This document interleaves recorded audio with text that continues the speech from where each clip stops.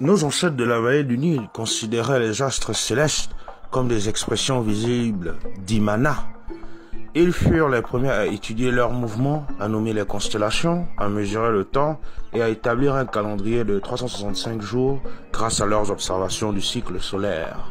L'astronomie jouait aussi un rôle indispensable pour déterminer l'orientation des temples et des pyramides, car cela devait être conforme à la norme cosmique qui ordonne tout ce qui est juste, vrai, parfait, éternel, c'est-à-dire la math. Toutes ces connaissances astronomiques et astrologiques étaient dissimulées à travers des symboles et des mythes soigneusement peints ou gravés sur les murs, les plafonds d'un certain nombre d'édifices à Kemet, mais aussi sur les sarcophages. Nombreux de ces récits évoquant un Ndéla lumineux, accompagné de 12 sébas ou disciples, illustraient en réalité le parcours annuel du Soleil sur la voûte céleste ou le Nout. Jusqu'à la période hellénistique, on trouve une série de pièces qui représentent la mythologie astrologique ou des scènes astrothéologiques avec la tête de Sérapis, c'est-à-dire l'union d'Osaré et Apis, entourée par les 12 signes du zodiaque.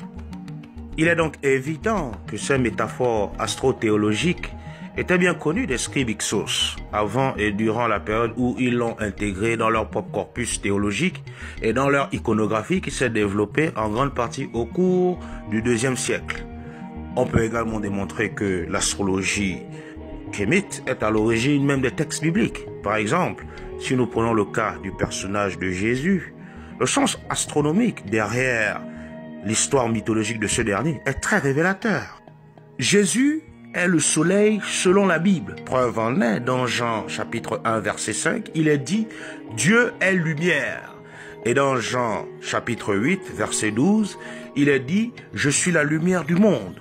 Ou encore dans Jean chapitre 9 verset 5, il est dit « Pendant que je suis dans le monde, je suis la lumière du monde ».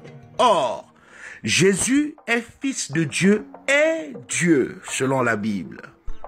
Par ailleurs, ce que les chrétiens n'arrivent toujours pas à comprendre, c'est que le terme Dieu vient du latin Deus. Ce terme a désigné de tout temps la lumière du soleil. L'astre du matin, du midi, du soir est le soleil. Et il a été personnifié par l'homme pour désigner Jésus. Et cet astre est entouré de 12 signes du zodiaque qui ont été personnifiés par l'homme pour représenter les 12 apôtres. Selon le mythe biblique, dans Luc 1, verset 31, il est dit ceci, « Et voici, tu, c'est-à-dire Marie la Vierge, deviendras enceinte, et tu enfanteras un fils, et tu lui donneras le nom de Jésus. » Jésus serait donc né d'une vierge du nom de Marie. Or, lorsque l'on interprète ce passage biblique, il s'agit en réalité de la constellation de la Vierge qui met au monde le soleil. L'étoile à sa naissance est Sirius. Les 3 rois mages représentent en réalité la personnification de la ceinture d'Orion, pointant vers le lever du soleil tous les 25 décembre.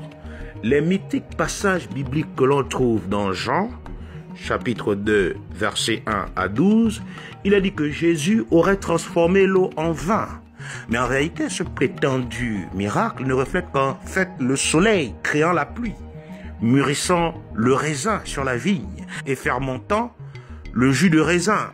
Lorsque la Bible affirme que Jésus est le Fils unique dans Jean chapitre 1 verset 14, elle sous-entend en fait que le soleil dans le monde antique représentait le don unique ou un créateur visible à l'humanité qui apporte la vie. Le soleil apporte la vie sur terre grâce à la photosynthèse des plantes et la liquéfaction des eaux. Le récit biblique qui évoque le mythe de Jésus marchant sur l'eau dans Matthieu 14, 22 à 23 est en réalité la personnification des rayons du soleil reflétant sur la surface des eaux. La Bible dit dans Luc chapitre 3 verset 23, Jésus avait environ 30 ans lorsqu'il commença son ministère. Or, il s'agit ici du soleil qui entre dans chaque signe du zodiaque selon une inclinaison de 30 degrés. Lorsque la Bible dit que Jésus est assis sur son trône, il s'agit en fait du soleil qui siège sur la constellation du Lion et où cet astre lumineux est le plus chaud de l'année. La Bible dit dans Luc chapitre 22 verset 48 ceci. Jésus lui dit, Judas, c'est par un baiser que tu livres le Fils de l'homme.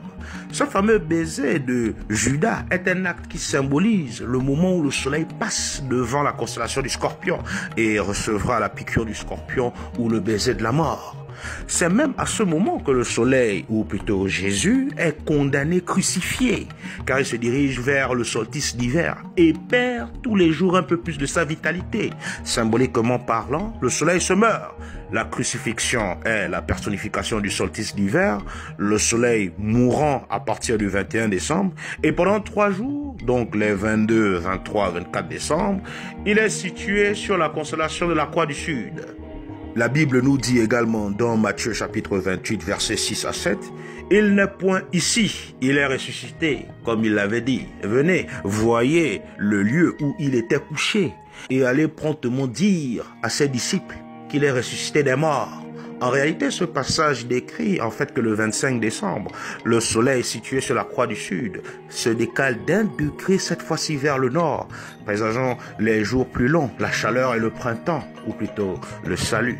C'est ainsi qu'il fut dit, le soleil mourut sur la croix et après 3 jours de mort, ressuscita.